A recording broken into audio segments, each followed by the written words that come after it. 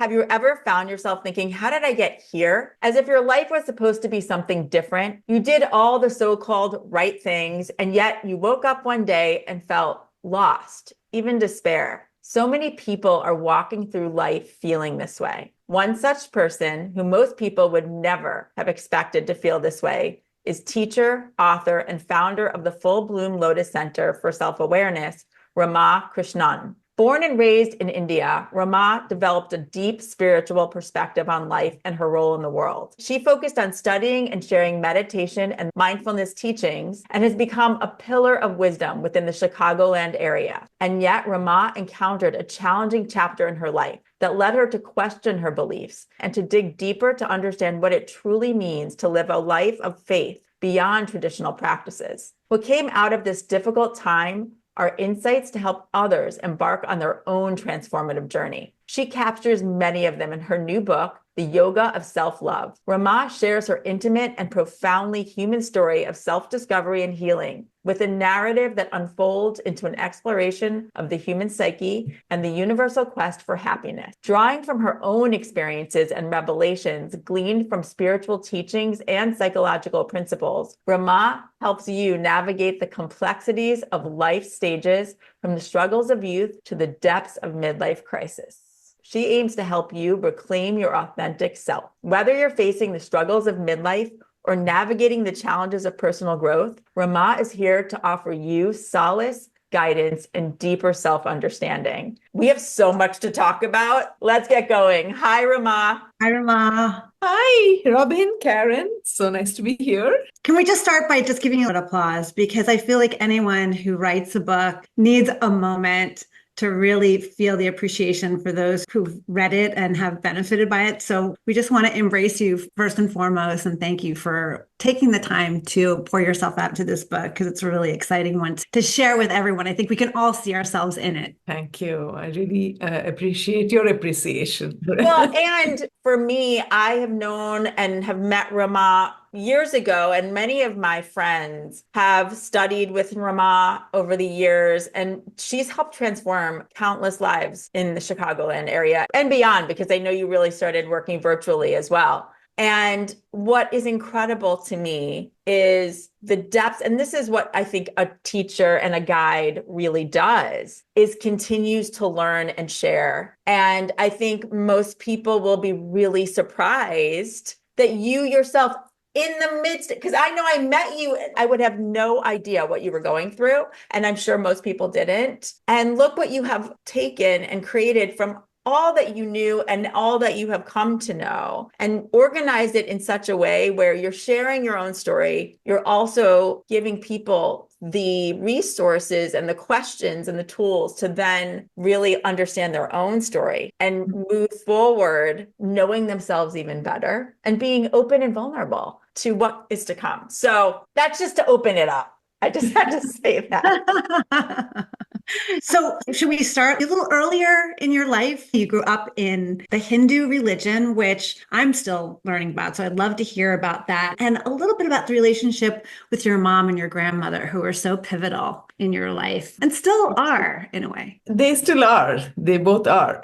So growing up in India, India by itself is a highly spiritual country. Now that I've traveled around the world and I go back every year to India, I see that the rest of the world is not like India. Mm-hmm. The rest of the world does not at every street corner have in every street there's a temple. And it's not just the fact that there are temples everywhere. It's the fact that people, a cab driver, a rich man, anyone passing by will always stop and pause for just a nanosecond and say, "Thank you, God," and move on. I've seen this countless times. They'll pause in the middle of a sentence. A friend is talking to me and she says, "Oh, wait, Ramaa," and there's a temple passing by. So this constant connection with something bigger, that is what I have, after all this, distilled it down to, that's the thing. Now it comes to you through the language of religion. So growing up in a Hindu household,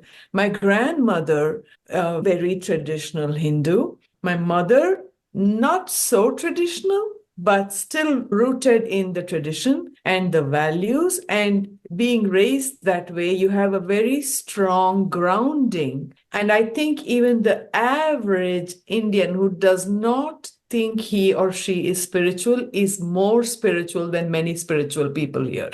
Wow, I can see that. And it's such a practice. And it's universally that way, where you can have people who are religious and or spiritual here, but you have less of that. And It's woven, Yeah. it's woven into the fabric of your being. You can't take it out Woven. of you. Yes. That's how it is there. And that over the 26 plus years of living in the United States, I would say that is not woven into the fabric here. Something else is woven here, and it's not to diminish. I think what is woven here is more hard work, perfectionism, take control. That kind of energy is more woven into this, which I think is just as important now. And that's why I just fantasize a world where these two worlds come together. Yes. Mhm. And you're helping to create that. You're part of that fabric, I believe. Yes, a third fabric. Yes. Yes. Well, and in your story, you really do show how the meshing of those two worlds complemented you, but also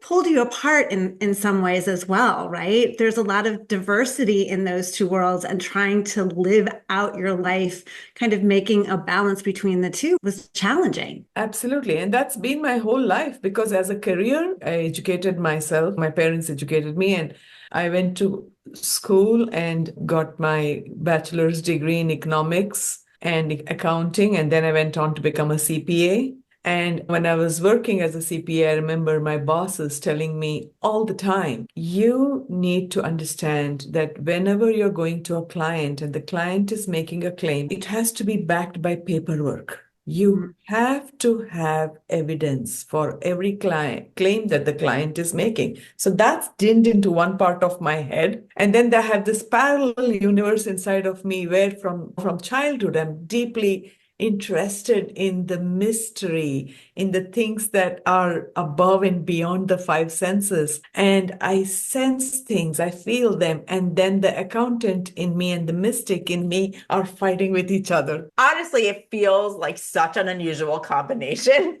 And really, what happened for you where you ended up really focusing on that spiritual side? Actually, what happened was that, so when we came to the United States, okay, so these two parallel universes lived inside of me. One was more external in the sense that I was an accountant, I had a job, and then later on, one of my colleagues and I, we started our own private practice in accounting as a CPA. That was one world. And this spirituality was more on the inner, it's a private business. What happened was we left India and I had to wrap up my practice.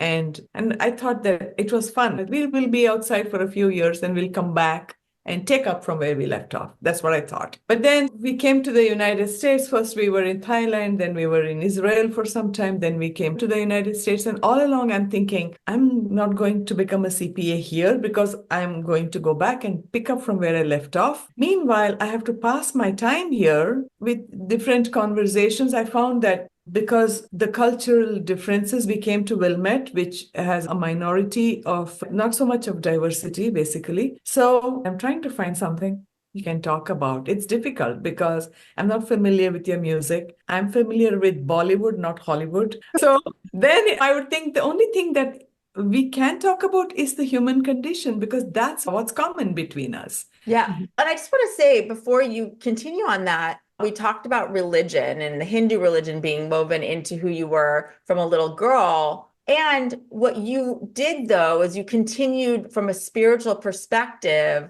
What people need to know is how much you have studied and practiced in all different forms of spirituality, because you took what you had been taught and what had been integrated into your everyday, and then you really expanded on that throughout your life, even as the CPA. Thank you. Yeah. So we came here to the United States, and I just thought that I'd go back. But meanwhile, in order to facilitate connection and conversation, I would talk about stress, and then I would talk about meditation. I would talk about practices from my religion, which are basically not anything to do with religion, but are spiritual, universal. When we talk about breath work, there's nothing religious about breath work, but it comes through our tradition. The yogic tradition, they focused on these practices. So I could talk about the practices, and gradually people started wanting to have these conversations. And I realized that there is a big hunger, especially where we were, for educated people. And I think both men and women, there's a hunger to talk about something bigger that gets to the heart of the matter, but transcends all the trappings of religion. Yes. And I was like, I'm here. I'm already here. Come on, let's do it. Was there receptivity from other women that you met along the way for learning that? Actually, it just grew organically. I just started like at the swimming pool. Our kids are swimming, and I have a small group of moms, and we're talking about this. And then people are like, hey, we need to have a time for ourselves. And so we started carving out time to have these conversations. And then more. And when I started Full Bloom Lotus, lots of people were asking me, is that a yoga studio? And I would go out of my way to say, it's not a yoga studio, though we do offer yoga. Yes. Now, what I love too with Full Bloom Lotus is that you call it a self-awareness studio, Yeah. which is exactly what it is. And most people don't even understand what that is. I would say in America, for the most part, that is not part of our conversation. And I love that when you started talking, people were listening. And what also people don't know, and I think this is where a little bit of the mysticism and the flow come in, is that right at the beginning of this, the first day that you were able to get childcare, wasn't there a story with that? I love that's incredible. That story is incredible because so this friend of mine, my friend Helen, she's a massage therapist, and she had this client who was going through a health challenge and wanted to learn meditation. And she told my friend, and she said, I know someone, I know the right person. And she told me. Now, meanwhile, I had a 1-year-old at home, full time taking care of her. I had a friend here who was from India, and she said to me, don't ever leave your children in childcare here because many of them are meat eaters and we are vegetarian. And she said that they will tell you that they are going to feed your child vegetables and things like that, but they will feed the child anything. So she had corrupted my thinking, and I was like, I'm not leaving my kid anywhere. Anyway, I was so completely fear-based. And then one day, just after my friend tells me, I say, I don't know how I'm going to find childcare to go and teach someone meditation. I don't know what I'm going to do. And there was a grocery store right next to my house, and I would go there and I see that they have this little notice board that I would not even normally notice. But that day I was just looking at it, and the word that popped out was the word vegetarian. And then I started reading the rest of it, and it says, I'm a stay-at-home mom. I could take care of your kids. I'm a vegetarian and will feed your child organic vegetarian food. Wow. And it blew my mind. I took the number and I called her and I said, I can't believe you wrote that of all the things you could write. And she said, that's because a lot of moms have become disappointed when I'm not feeding their children meat. They think protein comes from the meat. So I have now, out of abundant caution, started to say to people, I'm a vegetarian. So bizarre. the whole thing, In heaven. the timing of everything. Someone was reaching out for help, the synergy in that. Which is why I have often had this feeling of, I think I'm doing all this. Is it being done through me and I'm being framed here?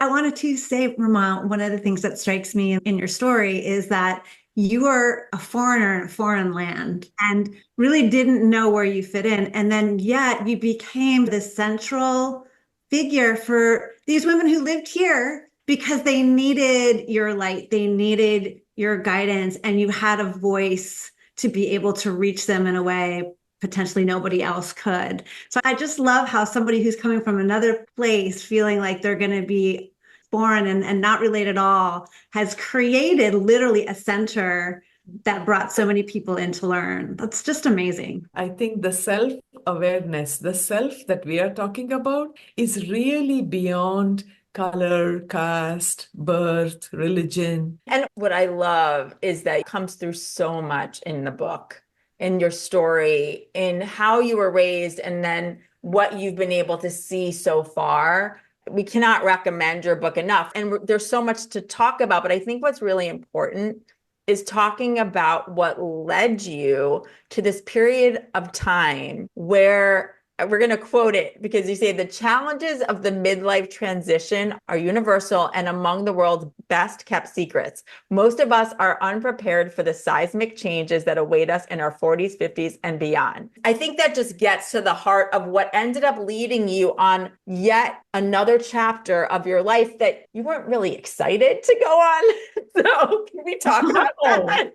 And just so I can add, for me, when I read that line, it literally stopped me in my tracks because I think so many of us are on this path and we're doing the thing and this is what we're supposed to be doing. We're raising the kids or we're having a job and we're fulfilling all the things that we believe in our heart is right to do. That's on the map for us. And then all of a sudden, one day, something shifts and we realize, whoa, this is not the way I thought it was going to be. And the road ahead is really scary and unpaved. And I don't know how to navigate it. And so many of us are in our little closets with this fear and we don't share it. And so just to build on that, what Robin just said, if you can explain how that unfolded for you. Yes, absolutely. And you're absolutely right that we are all hiding in our closets. It took me, I would say, the first 3 years to even understand what was going on. I was just fighting with myself day and night saying, go back to who you were. What's wrong with you? This is coming from somebody who meditates and is mindful and knows all the things. And that, what you just said was my shame.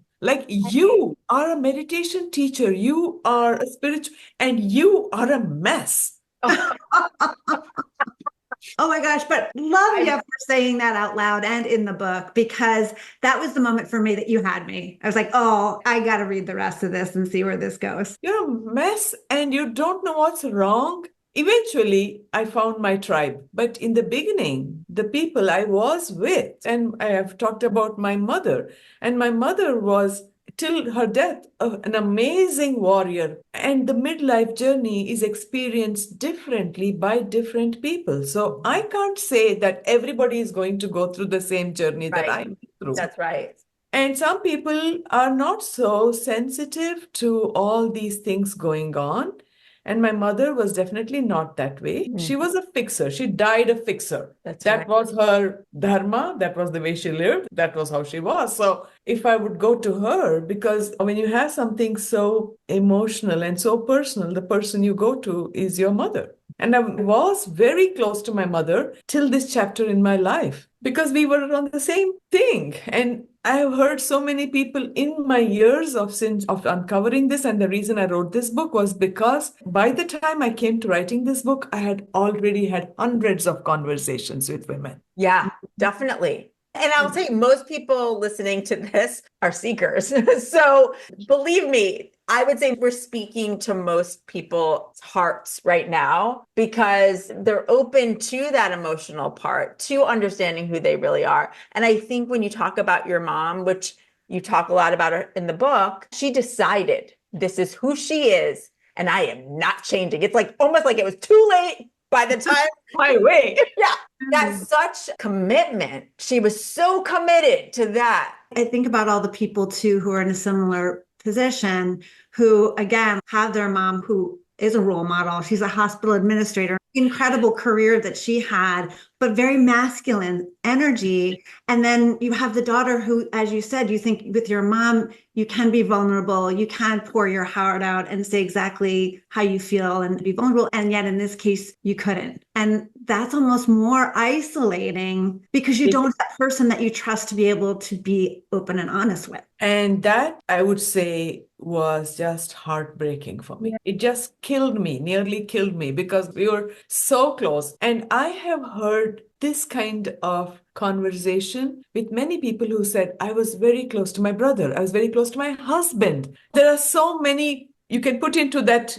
Yes. So many people you are so close to. And then this happens. We don't choose to change. It descends upon us. That is the quote. That is, we don't choose to change. You're right. And now here we are. And you can call it hormonal changes. You can call it midlife. You can call it the astrological changes that happen in your chart, whatever. But you know what? I'm the one going through it. You're just naming it for me. Thanks a lot. And then what did you do at that point? You're in it now. This is going Yeah. on, and you really don't know why and what it is that's causing you. So for you, it was almost depression. It was depression. Yeah. It was depression but I did not know that it You was. didn't even know that, I right? did not even know. I kept doing what my mom had always done, because whenever she would see anybody who was sad or depressed, and she would say, "Oh, what a weakling. She can't even pull herself out of it. Get her act together, woman." So I'm hearing that to others. Yeah. No, I'm doing the same thing, because I'm like, mom is in my head now saying, Right. "What's wrong with you? Can't you get your act together?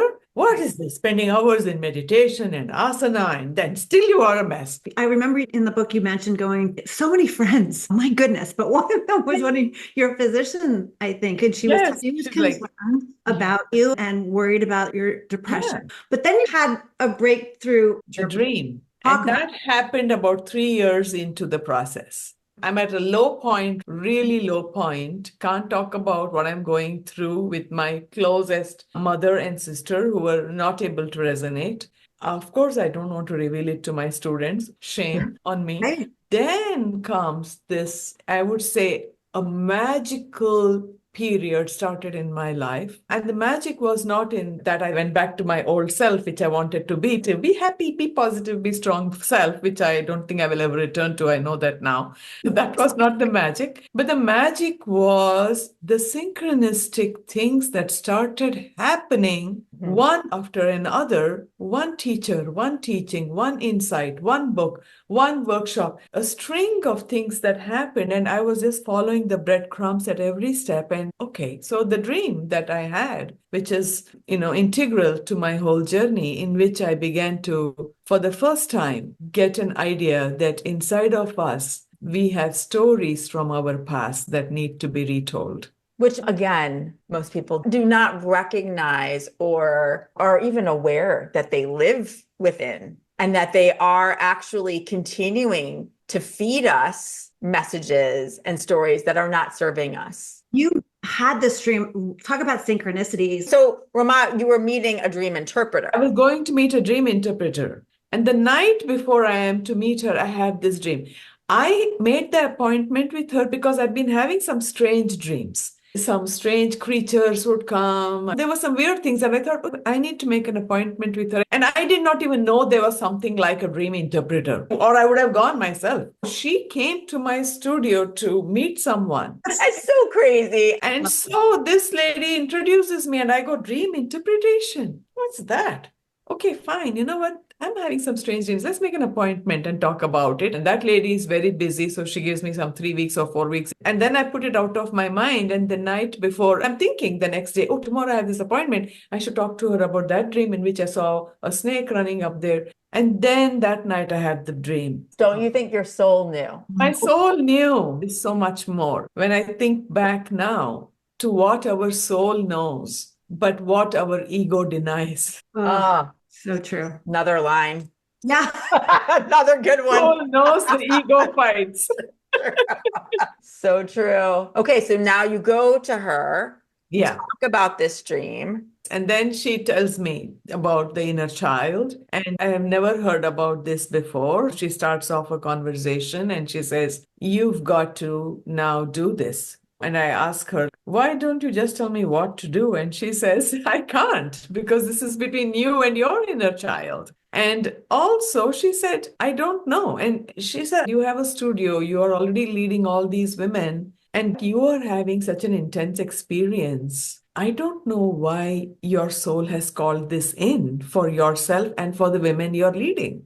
Yeah. Wow. And she said, "I should not be telling you what to do, because this is really much bigger than I want to comment on." Wow. So what did you do with that? Yeah, so then I came back, and as I say in my book, one day at a time. And then I started to really imagine the person who had come in my dream. And this is how I tell others to do. I say, inside of you, there is a younger version of you who got lost in translating to adulthood and is seeking in midlife to be retrieved and resurrected. It's so true. And there are bigger things that happen as we grow up, and there are even small little Small, silly things. things that you don't even realize. They become stuck. They become stuck. I think about so many women who have said, oh, if I tell them to draw, oh, I'm not a good artist. Who told you that? Oh, I know this. My art teacher said that. Now, your ego is telling you it's a silly thing. But your soul is saying, not so silly. That's a very big thing that you embraced and internalized. You internalize something that your ego thinks is silly, but for your soul, it's a stumbling block. It cannot express itself as long as you have embraced the stumbling block as your truth. Wow. This is so important for people to hear because I'm even just thinking about my background, but all of us, from when we're so little, we're so pushed to grow up, learn, do, behave, live within the framework of our parents, our families, our culture, our religion, all of those things that we just leave that little child behind so quickly without even getting to know them. And so it's no wonder when we get to be adults and we've done all the things, we're like, wait a minute, who the heck am I really? Because you've been so busy trying to do all of those things. Was there one takeaway that that little girl inside of you, I know it might be hard to choose, but was there one thing that you recall or that she told you that you'd want to share with people who are listening? There's just so many things. You know what she would want me to know, especially since a perfectionist? She wanted me to know that imperfection is divine. That is so good and important. Such a big thought for so many. If we can just embrace that for just a second and think about that and how often we're trying to be just the opposite. And that feels like it was a major theme for you. Yes, because I'm digging and digging, and I'm finding tons of shame over so many perceived imperfections. And I don't blame the adults in our life, but they tell us what they have internalized. A simple thing, like my mom would say, when I'm coming home, I suppose she has left us with friends and my mom's out and she's coming home, she would say, I could hear your voice at the end of the block. Wow. And none of your friends are so loud. You are so loud. So whenever I have seen soft-spoken people or people who are gentle, there are so many beautiful people who are so gentle and soft. And I'm like, Ashrama, not at all ladylike. Wow. Beautiful. And I want to be her. I want to be like her.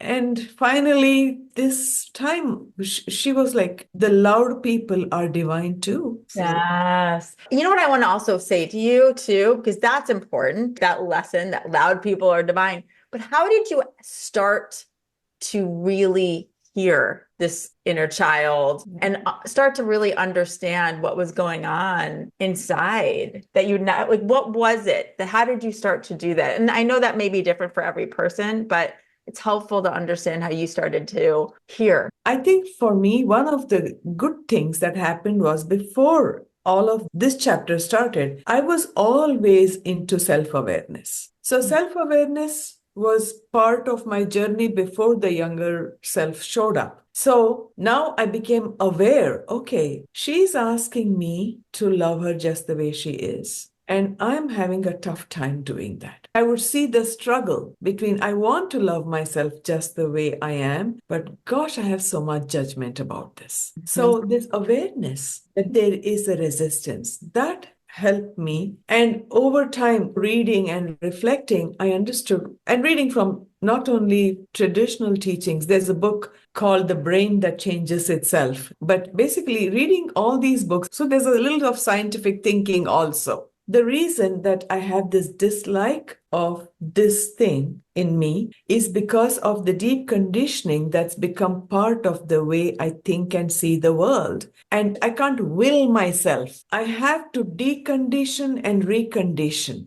And that brought me in touch with the importance of cultivating love. So part of what you were doing too in your practice was trying to find time in the morning because you were still very busy. Yes. Integrating that into your morning routine and you start to journal. Can you talk about what that experience was like for you and what it revealed to you? And just to add to that, I think it's important for people to hear. And again, this may be different for every person, but you made time. Working on you was just as important as your actual, in quotes, work, right? Like helping your students or helping your family. You made time to help yourself. And for you, that was carving out time very early in the morning. I wasn't just you thought about it. This was you worked I at it. worked on it. I worked at it. And again, because of my upbringing in India, and as I was telling you earlier, the deeply spiritual outlook on life, even when I thought I should do it, there was a part of me that was saying, but does God approve? Really? Does God approve of this? Does God want me to do my Kundalini yoga practice? Does God want me to? I have been initiated into this traditional practice. Wouldn't God want me to do that over this? So I struggled with, And how am I allowed to change it? Yes, and am I allowed to change it? Because this is the traditional practice. Then do the breath exercises. And I have done it without skipping a day for 8 long years. Wow. I was initiated into it in 2000 and then in 2008. So 8 long years, I have remained faithful to this traditional practice. And then this dream happens and all of this is happening. And now I'm being asked to do this. Is that okay to do? Who am I to say it's okay to do? Wow. Who am I to say this is more spiritual? When there are great teachers who tell me what is truly spiritual. And that was the Kundalini practice. Yeah, it's come down thousands of years. And who am I to say that I feel that I should do is more important than that? And that's when I came across that quote in the Gita that I talk about.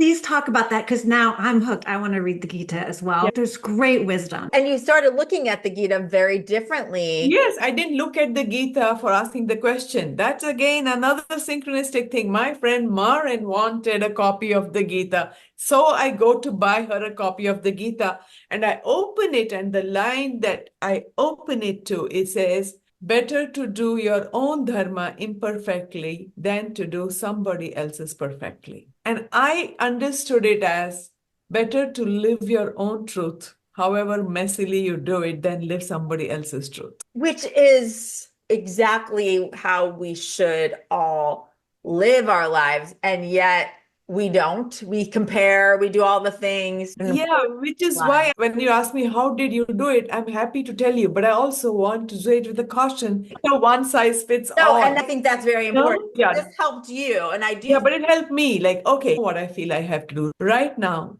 I know that there are parts of me I have rejected, and those parts of me are crying to be reinstated. And I'm going to have to spend time understanding those parts, teaching myself to love those parts, to be curious about those parts, and to see how I want to move forward with those parts.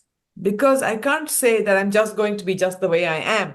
Sometimes they may be needing some refinement. They may be needing some improvement. But as I say in the book, self-acceptance first, self-improvement later, self-denigration never. It's so funny to me how this friend of yours in getting you to buy Yeah. this book, the first line that you got was really the core message for your life. Yes. It really was. It was like the universe, God, It's this is where you need to begin your yes. And it sets you free, but it also sets you to take responsibility. Yes. Oh, yeah. Because just understanding it doesn't mean that you've done the work. Yeah, it doesn't mean, oh, I can do whatever I want. No, this is your life. You've got to figure this out. So true. It makes me think of certain things that in my life I'll put off. I don't want to do that. I don't like doing it. But the truth is, when I actually do it and I get it done, it feels so good. So true. That's what this is. And it is taking responsibility. Yeah. Because for a long time, I was like, why am I feeling this way? Why is my mom not telling me that it's okay for me to be this way, looking outward? Yeah. It's easy to, in quotes, blame others. Yes. Or ask someone else, you tell me what to do and I'll do it. Yeah. It doesn't work that way. It doesn't. No, or just to cling to the life that you know. Yes. Yeah. Just stay where Yes. you are, keep doing what you're doing, dive into the unknown and that fear aspect of, oh my gosh, what am I going to find when I actually start looking? Yeah. And what I realized was that the Kundalini practice that I had done, now in hindsight, I realized that totally led to this. But at this point of, do I continue this practice or do I do this which I am feeling a strong calling towards? The Kundalini practice, had I stuck to it, it would not be out of genuine faith. It would be out of fear of what this might. Yeah, I So get that. many of us practice faith out of fear. Oh, yes. Oh, yeah, that's true. For those who might not know what the Kundalini practice is, can you just explain what that is? Yes.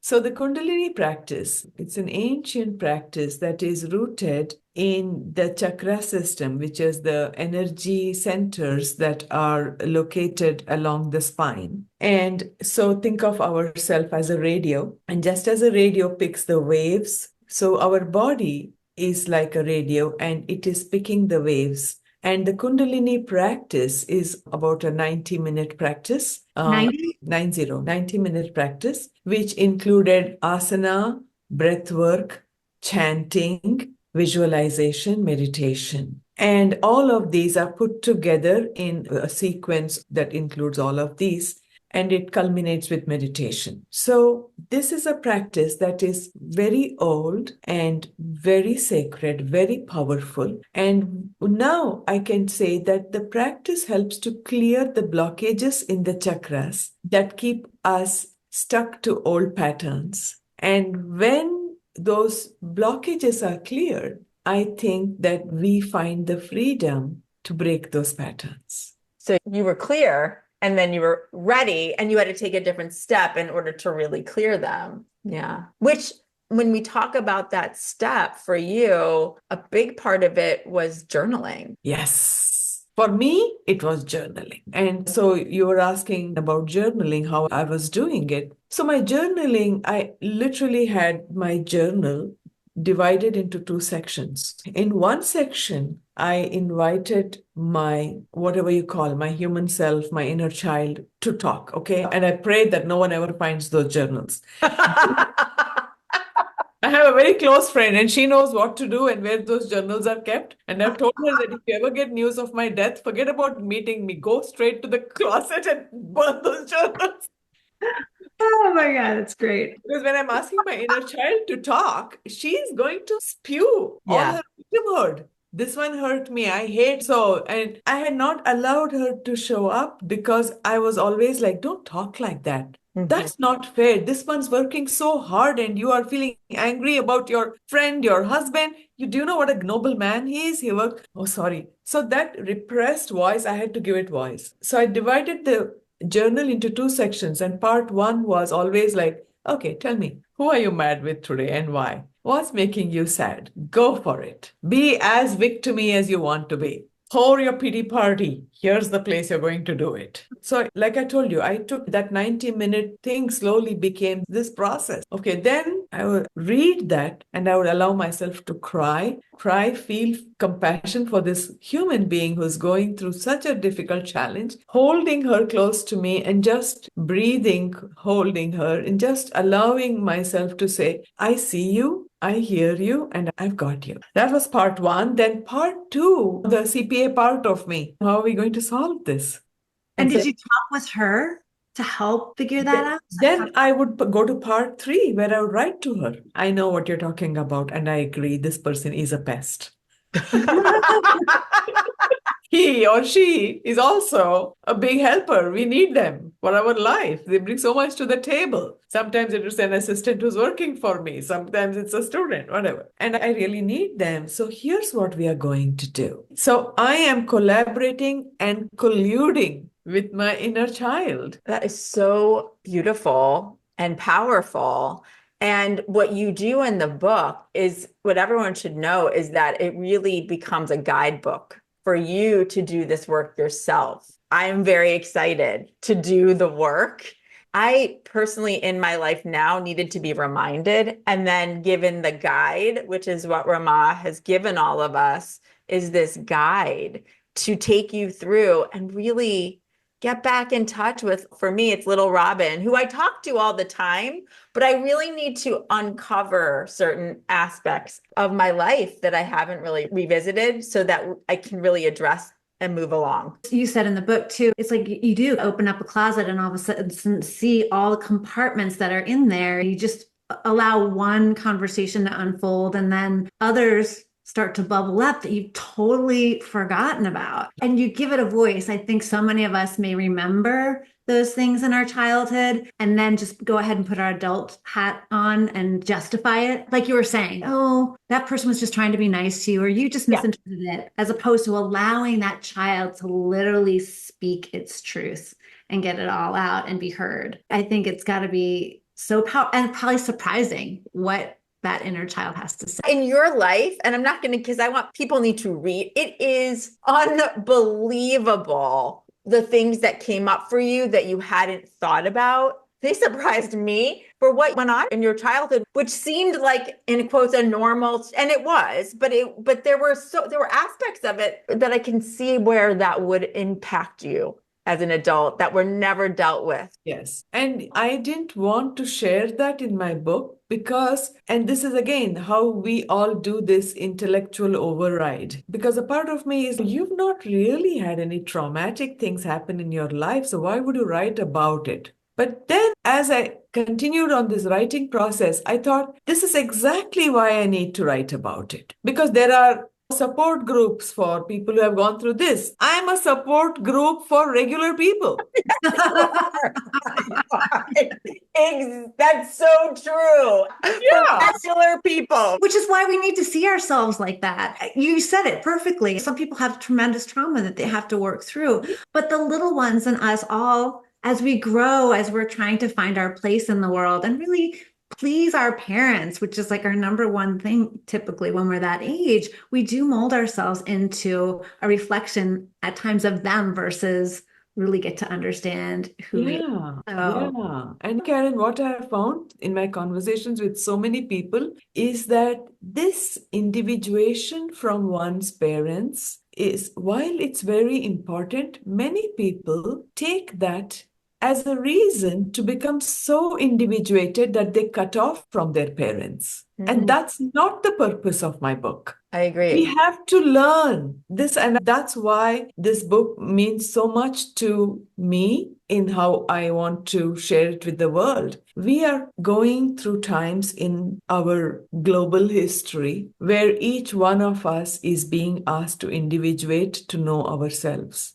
And if we don't at the same time learn how to respect and integrate another person's individuality, we could be fragmented as a society. And it starts with your closest family and friends, where you give them permission to be who they are, and you stay the course of their wild and crazy journey without ever stopping to love them, without ever saying, I'm done with you. That integration starts with ourselves. When I'm able to see I'm an intelligent, spiritual, sensible human being, and I've also got this wild, crazy, impulsive side in me. And if I can figure out a way to hold the tension between the opposites in me and to never give up on my inner child and say, you put me in trouble every week, but here I am showing up for you. That is the yoga at the deepest level. And doing that, I can extend it now to my best friend who's going through something strange, my child who's going through a strange experience, and then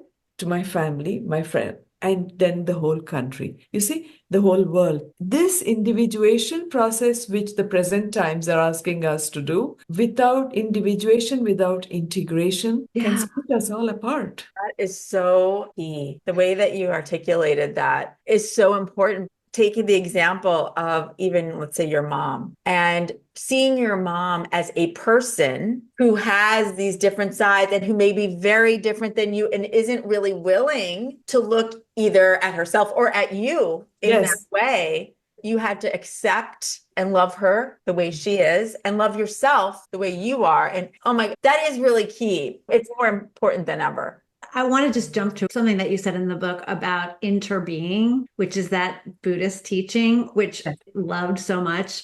and how it helped you look at social media differently. Can you just share a little bit about that? I just think it's just so in line with what you were just talking about.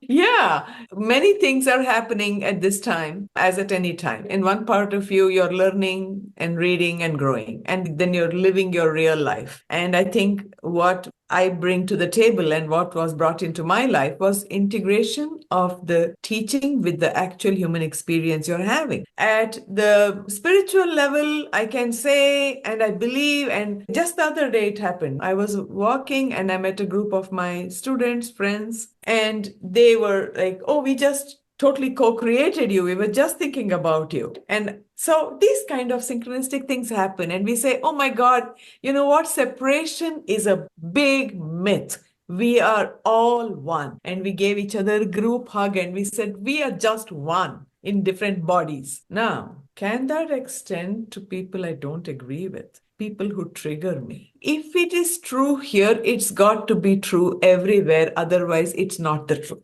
What is the test of something being true? That it holds good in all scenarios. That is a That deep is the test. That's what. So you can't just have selectively saying that we are all one and feeling great about it when things go haunted, and then suddenly saying, I don't know why this person is behaving like this. I'm not at all connected to that person. The interbeing teachings say, Yeah. no, you cannot do that. You can't embrace a lie just because the truth is inconvenient. That's right. And there's so much out there that's calling into question what our beliefs are. And social media, as we all know, can be very triggering in that sense when you're seeing people react to something that you don't agree with or do something that might make you envy. There's so many opportunities when you're seeing what's out there to feel disconnected. And so I Yes. just love this idea of always looking for that universal truth. Yeah. And I would say when it triggers you, it's because it is you. It's part of you. Why is it triggering you? What is it? And so it should be a signal for you. Yes, it's a signal for you. So what I realized, I'll give you a real life example. So at that time, I had started the studio and I'm struggling because many people are like, is that a yoga studio? And I'm like, no, it's not a yoga studio. What do you teach? Meditation? Give me a name to what you're teaching. And I'm like, I do teach meditation, but it's more than that. It's hard to tell you what I'm teaching. Just come. I'm trying to raise consciousness. And people are like, I go to my yoga class. I'm good here. So I was really struggling to fill my classes. 5, 6 people would come. And as I'm struggling, I think, let me go to Facebook. And somebody I knew has just posted that day, oh, our classes were so full today, we had to send people away. So sorry to those of you who we turned away. Please come back tomorrow. And now the knife is there inside. It's got nicely twisted and moved inside of me. And I am thinking, what a loser you are. You start something, you can't even fill up the classes here. And look at this person. So I hate this woman. I wish she wouldn't brag so much. This is the ego talking. Yeah. The ego is always going into polarities. You're a loser. Look at her. She's a winner. She's got the secret sauce, and you, meanwhile, are a loser. That's the ego. But when it happened 3 or 4 or 5 times, that's when it catches my attention. Why is this happening to me on such a regular basis? The universe is getting my attention. I need to pause, think deeper here. What's going on? And what I got in touch with was she and I share something in common. Both of us valued ourselves based on the number of people who showed up for our classes. There you go. Wow. I was on the lower end of the seesaw. She was on the higher end of the seesaw. We were on the same seesaw. That's eye-opening. Yeah. Which is why every time I logged in, I would see her post. Yes. That was what you were like energetically. Because we are on the same wavelength. That's right. Because it's energy. Energy! That's You are on the same wavelength, except the other person is on the opposite side. Wow. That is such a transformative way to look at it. Not the numbers of people who come into your classes.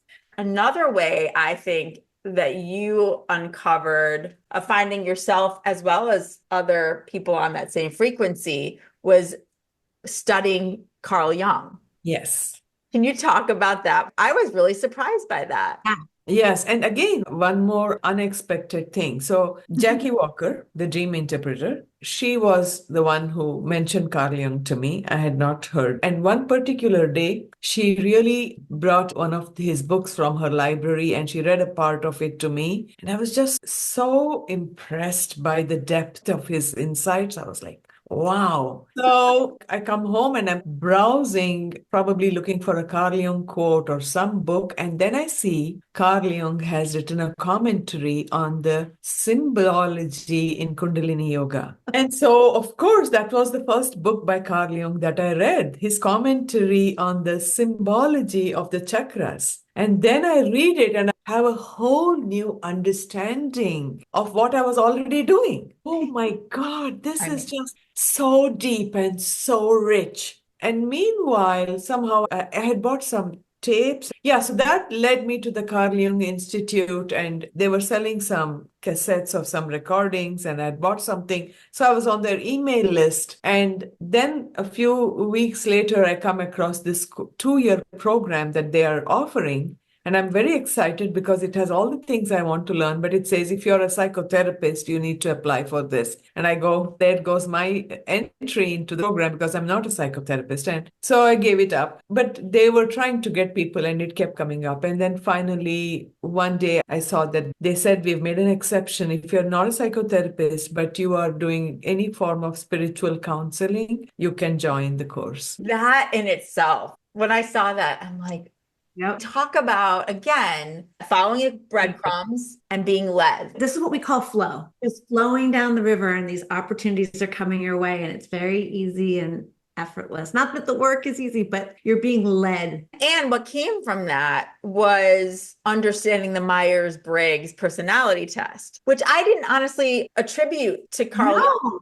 No. And that became another piece for you. Yeah. That was very important because it gave me a language to understand differences in a way that recognizes without disrespecting. That's a good way to put it. And I had been looking for that. That felt right to me. I want to understand you, and I want to understand that you may be different from me. And I want to, at the same time, hold you in as much respect as I hold myself. Because in the past, the only way I had known was to think of somebody, like I gave you that example, my mom saying, you are so loud. I could hear your voice at the end of the block.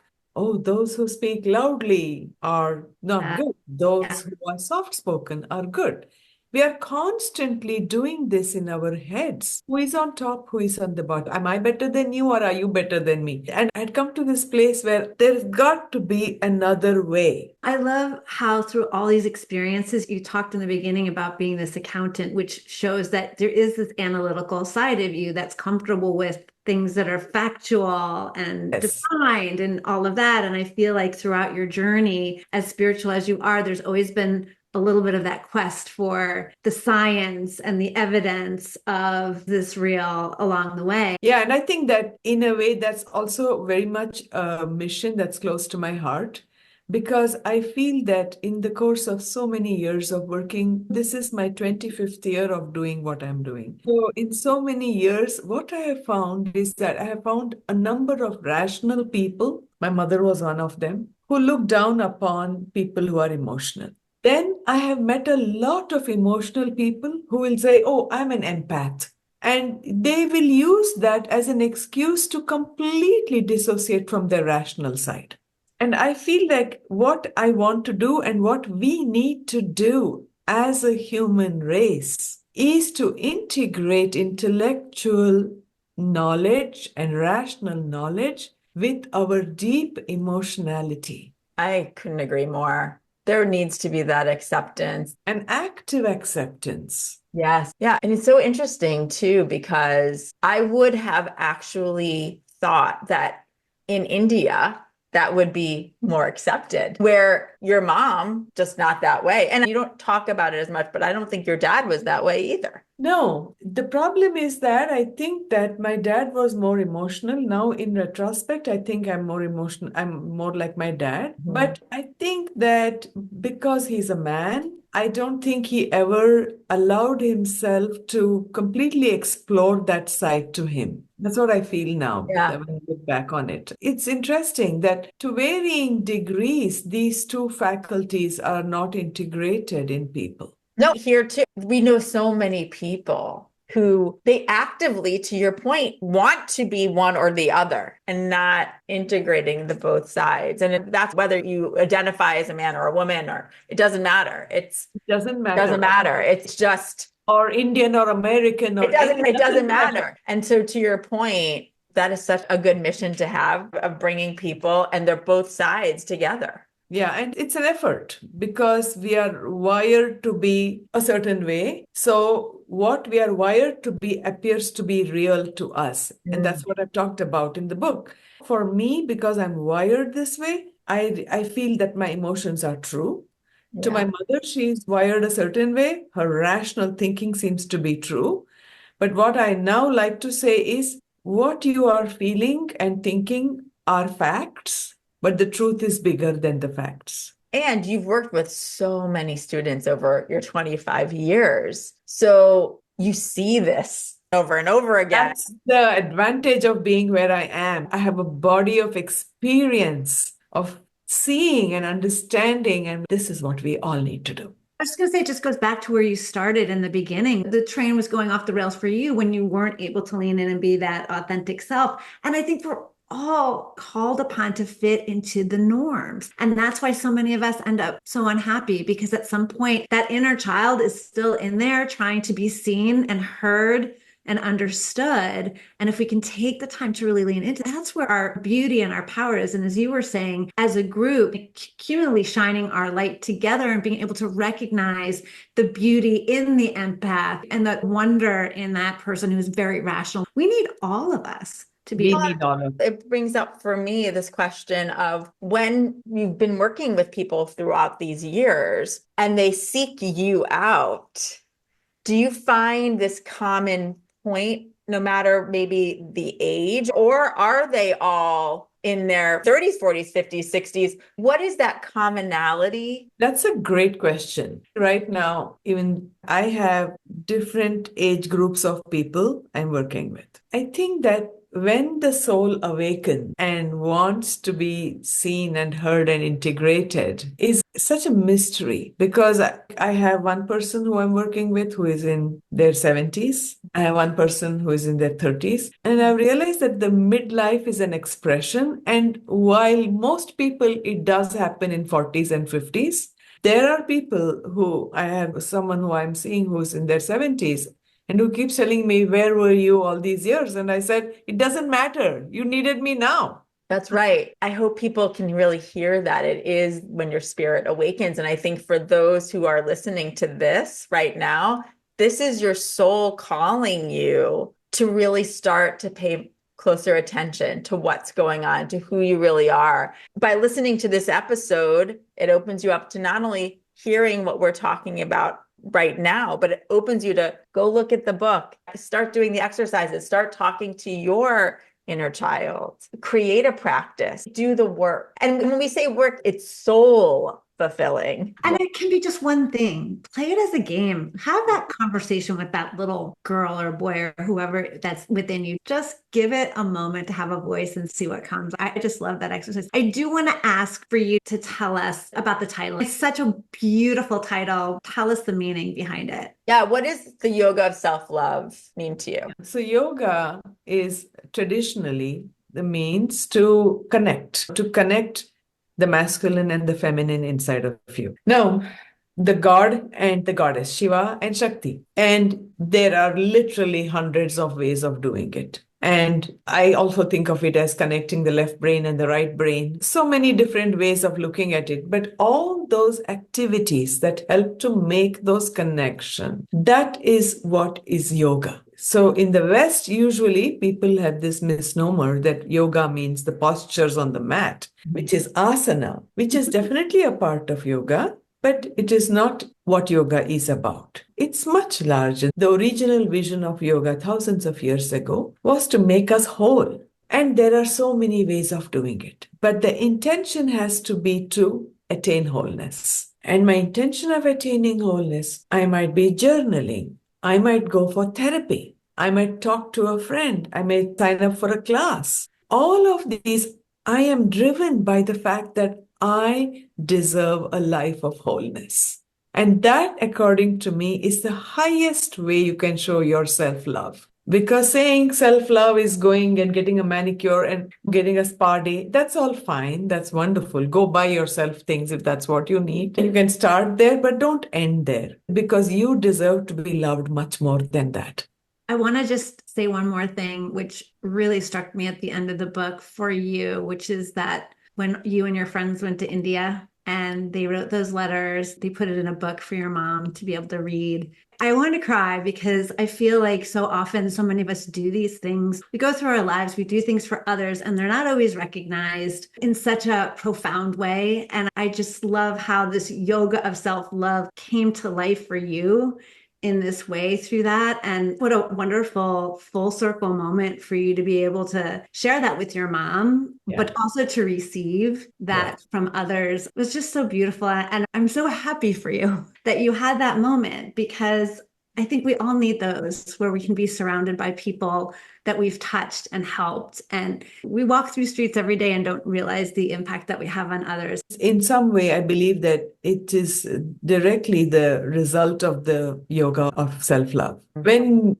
people have unhappy experiences of somebody treating them badly, speaking to them badly, I've also had those experiences. It always comes back to how is it that you have been treating yourself? And as we continue relentlessly, like I am not going to stop until I love myself, not just in a way of self-indulgence or no, the truest form of love is one that uplifts you. Otherwise, it's just whatever. When you love your child, you want your child to do very well in the world. You don't just spoil them by giving them gifts. Sometimes you have to say, no, I'm not doing that for you. So in that kind of love, which many of us know how to show to another, and then to bring it to oneself, and then you see yourself thrive in so many ways you never thought you could or would, and you realize that's what love does. Love helps you thrive. I just feel like this is such a well-timed conversation. It is that reminder and the power of love, not only for others, but for ourselves. Yes. So true, Karen. That's what it is, the power of love. And that we all deserve it, and that we actually have the ability to love ourselves. Most people aren't loving themselves in such a whole and pure way.